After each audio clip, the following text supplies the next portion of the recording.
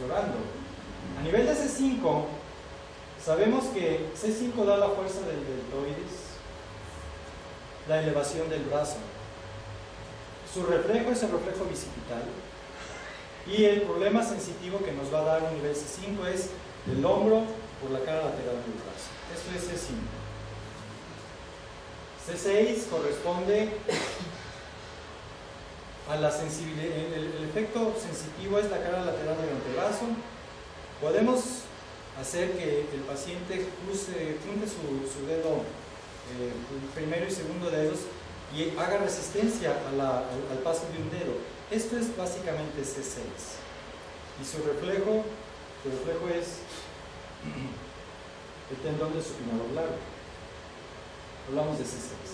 C7 corresponde al tendón del tríceps y lo vamos a encontrar atrás del codo. Bajando la muñeca vamos a observar la fuerza de C7 y su nivel sensitivo corresponde a dedo medio de la mano. C8 es, su parte sensitiva es el cuarto y quinto dedo de la mano. Este no tiene reflejo y podemos observar la fuerza pidiéndole al paciente que extienda las manos cuando las tenemos en semiconstricción. Esto es C8. ¿Qué otros reflejos podemos encontrar del neurona motora superior? El reflejo de Hoffman. Sabemos que el reflejo de Hoffman es hacer una percusión en el dedo medio y el paciente empieza a mostrar un gatilleo cada que le percutimos la mano.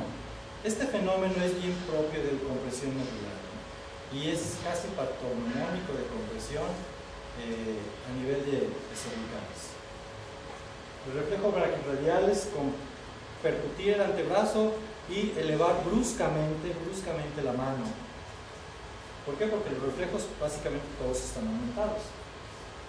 El reflejo del Hermite, lo conocemos, es la hiperflexión del cuello y el paciente empieza a presentar calambres en todas las extremidades. Ese es el reflejo del Hermite.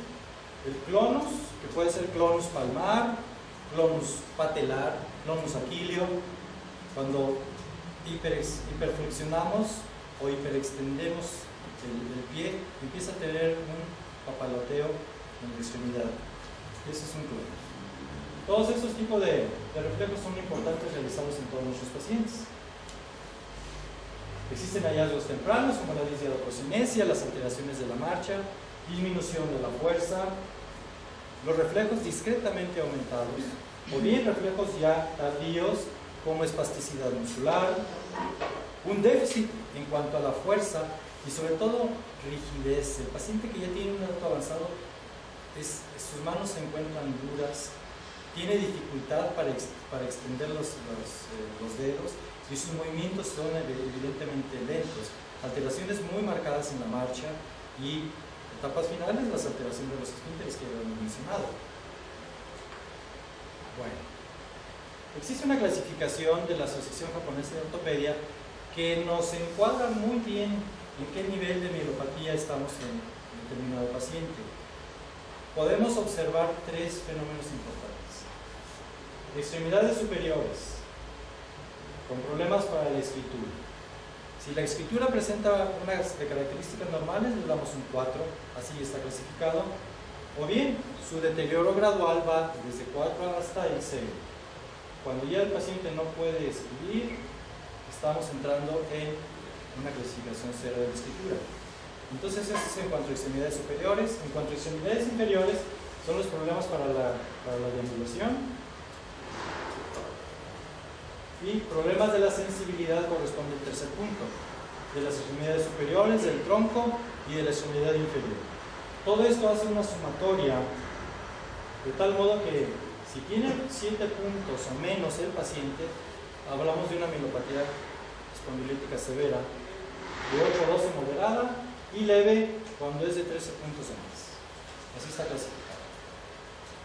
Pueden existir síndromes medulares dependiendo del sitio de la compresión, ya que todas las estructuras que rodean a la médula espinal en el canal cervical pueden hipertrofiarse y degenerarse y crear un síndrome medular anterior, un síndrome medular lateral posterior, síndromes medulares mixtos o problemas vasculares, que ya es la etapa también avanzada de ese proceso.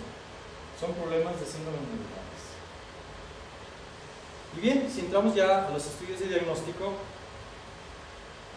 habíamos hablado que las radiografías simples de la columna cervical son muy importantes porque en ella vamos a encontrar la degeneración progresiva de los cuerpos vertebrales, la disminución del espacio intersomático, la pérdida de la alineación, luxaciones o subluxaciones de las vértebras, que es básicamente lo que encontramos en la API lateral. Y si le pedimos las proyecciones oblicuas, las formaciones osteofíticas se van a evidenciar muy claramente entrando los agujeros de conjunción y consecuentemente la compresión hacia los nervios radiculares.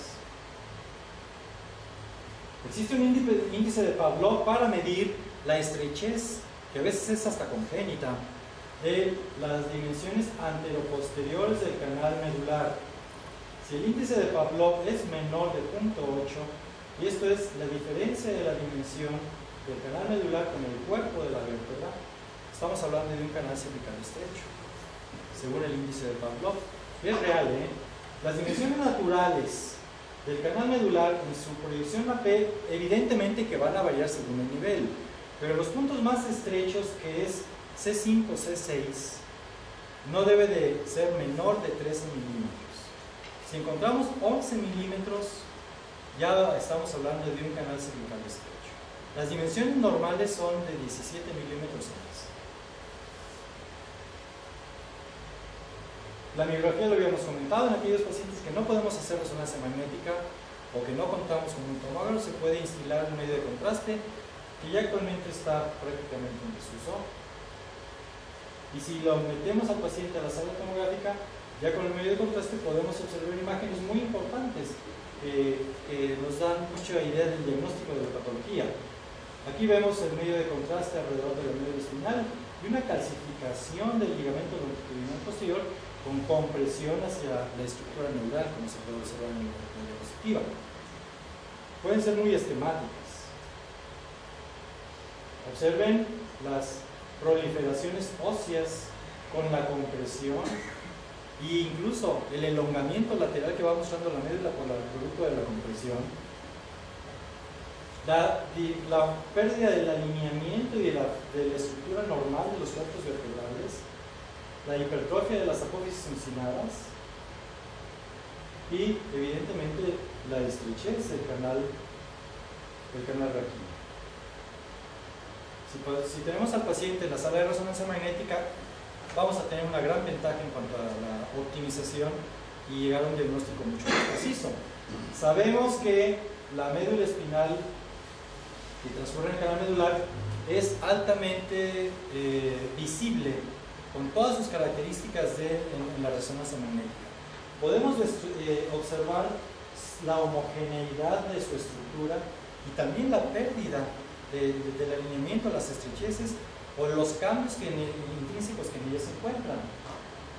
Zonas de hiperintensidad en MT2 hablan de degeneración medular. Aquí las pequeñas hernias de disco que se pueden observar, las subluxaciones, la hipertrofia del ligamento amarillo, todo esto se observa con mucha claridad y evidentemente nos da una idea muy clara del diagnóstico del paciente.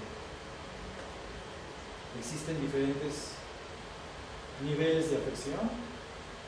Vamos a ver en este paciente con un gran osteofito posterior, una pequeña hernia de disco, la hipertrofia del ligamento longitudinal posterior, abajo una pequeña hernia de disco que se pone en contacto con la médula espinal, la desplaza hacia atrás y existe un fenómeno compresivo de ella. Otros pacientes, que pueden ser múltiples los niveles, predominantemente en este paciente anteriores, osteofitos, hernias de disco, calcificaciones del ligamento, o bien que van a terminar en pequeñas cavidades limoniélicas de la médula, con degeneración evidentemente de ella, ¿no? O bien pequeños puntilleos que hablan de zonas localizadas de desmielinización, formación de microquistes, o bien, como en este caso, pequeñas cavidades de cirindomía. Y todo esto va